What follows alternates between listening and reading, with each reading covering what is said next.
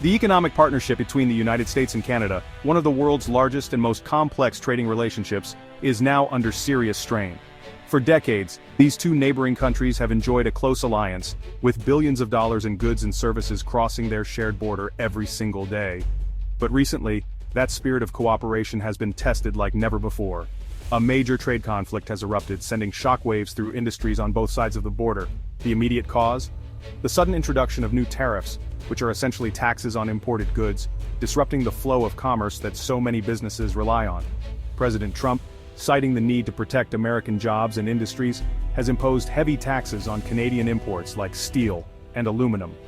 The administration argues that these measures are necessary to revive domestic manufacturing and safeguard national security.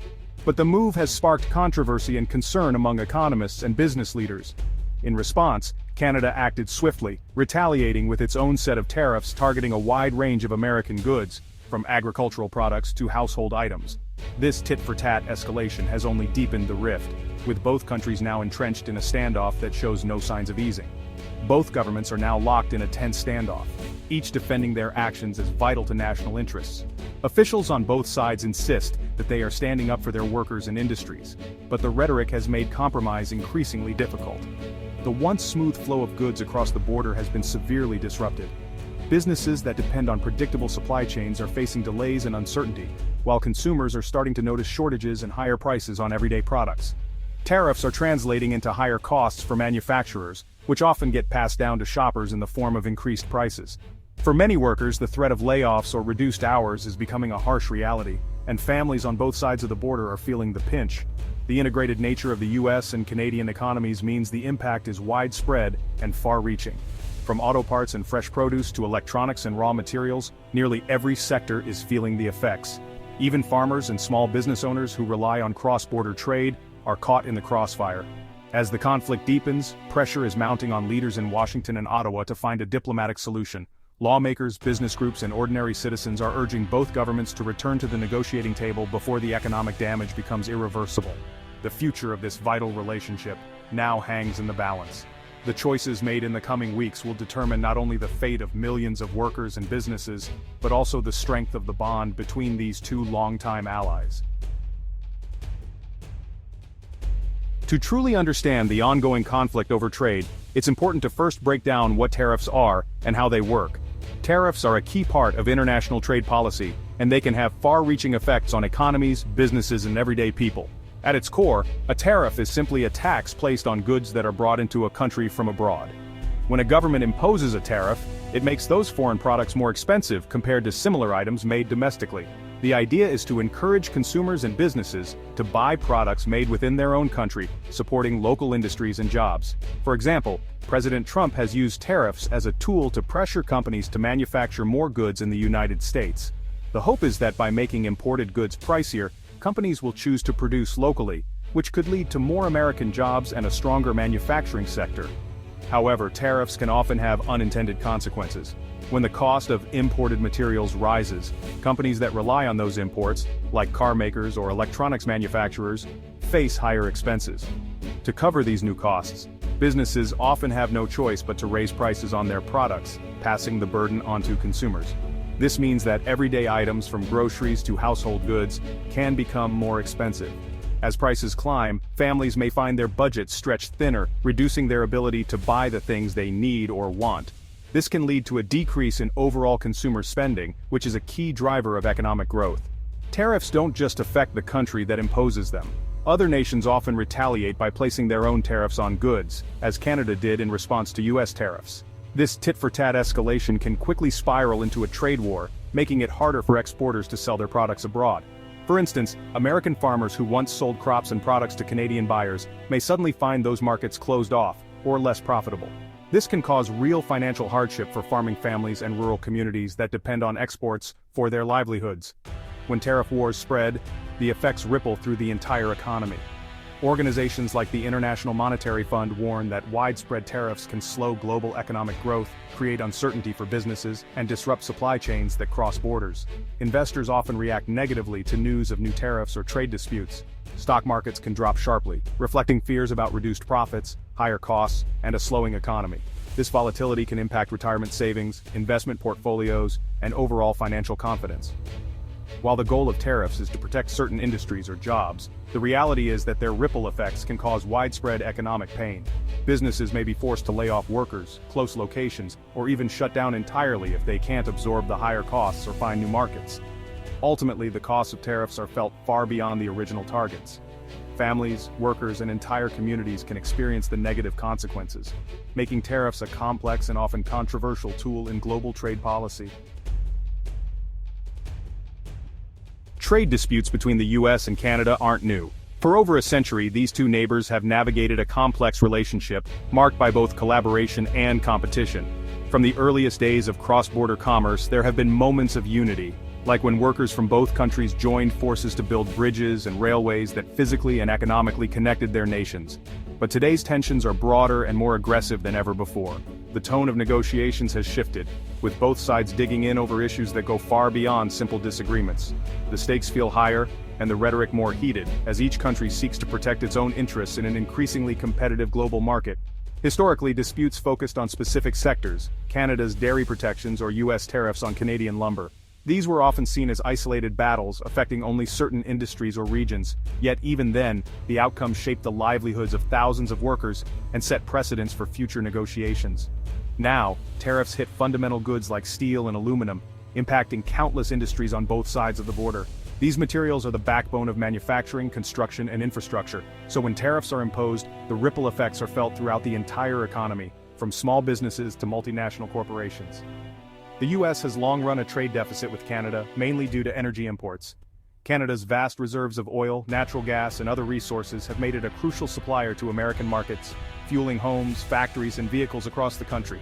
President Trump sees this deficit as a problem, fueling his push for tariffs and renegotiated trade agreements. He argues that the imbalance is evidence of unfair practices, and that stronger measures are needed to protect American jobs and industries. Many economists disagree, arguing trade deficits reflect economic strengths and mutual benefit. They point out that deficits can result from strong consumer demand and investment opportunities, and that both countries gain from the exchange of goods, services, and capital. Canada's resource wealth complements America's consumer market, making trade beneficial for both. The flow of goods and services supports millions of jobs, fosters innovation, and strengthens the economic ties that bind the two nations together. Focusing solely on deficits misses the bigger picture. Trade is about more than numbers. It's about relationships, shared prosperity, and the ability to adapt to changing global realities. When leaders fixate on short-term imbalances, they risk undermining the long-term benefits that cooperation can bring. The real issue is how each country interprets the trade balance and what it means for their economies. For some, it's a scorecard of success or failure. For others, it's a reflection of deeper economic trends and opportunities for growth. This disagreement drives the current conflict, fueling public debate and political maneuvering on both sides of the border. It's not just about economics, it's about national identity, sovereignty, and the future direction of North American cooperation. The challenge is finding common ground amid these differing perspectives. Both nations must balance domestic pressures with the need for partnership, seeking solutions that respect each other's priorities while advancing shared goals. The stakes for both nations are high.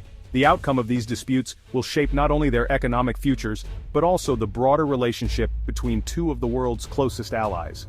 In the end, cooperation and conflict are two sides of the same coin, each shaping the destiny of North America. Canada responded swiftly and forcefully to US tariffs, refusing to back down. Prime Minister Trudeau called the tariffs unacceptable and illegal, vowing to defend Canadian industries.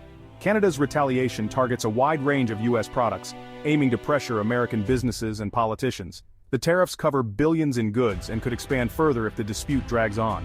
This tough stance has united Canadians across the political spectrum. Canada values its US relationship but won't accept measures it sees as unfair. The stage is set for a prolonged economic battle.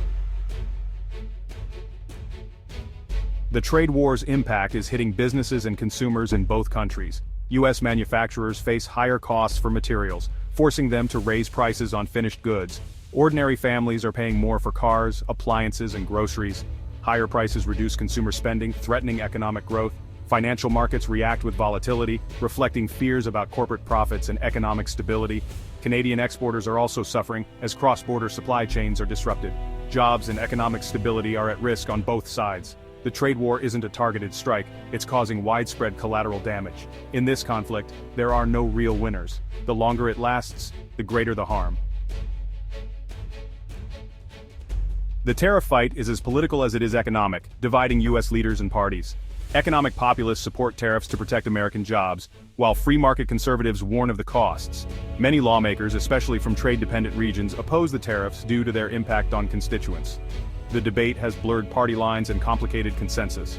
The dispute has also raised concerns about ethics, with calls to ban lawmakers from trading stocks affected by policy decisions. Internationally, the aggressive use of tariffs has strained U.S. relationships with allies beyond Canada. America's reputation as a reliable partner is at risk, and global alliances are being tested. The political fallout could be as damaging as the economic costs. The trade war challenges the stability of international institutions and alliances. The consequences extend far beyond economics. The USMCA, meant to modernize North American trade, is being tested by the current conflict. Despite the agreement, disputes like dairy access remain unresolved, fueling ongoing tensions. U.S. farmers argue Canada hasn't fully opened its market, while both sides use national interest to justify tariffs. The USMCA's dispute mechanisms are struggling to resolve these issues. The deal set new rules, but core disagreements persist. Trade agreements are just the start. Constant negotiation is required.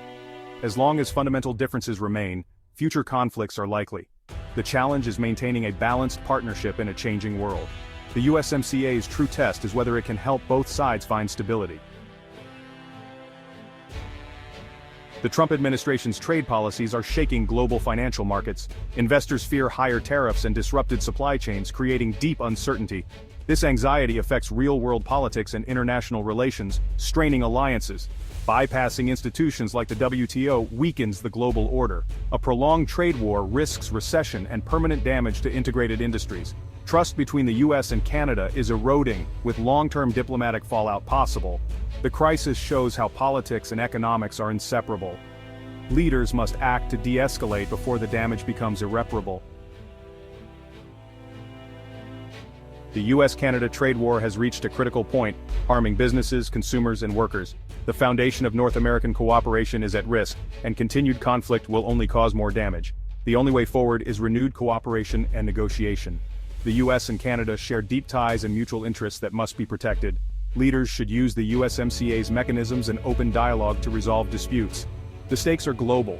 This partnership sets an example for the world. By working together, both nations can restore trust and prosperity. The future depends on stepping back from conflict and rebuilding their historic alliance.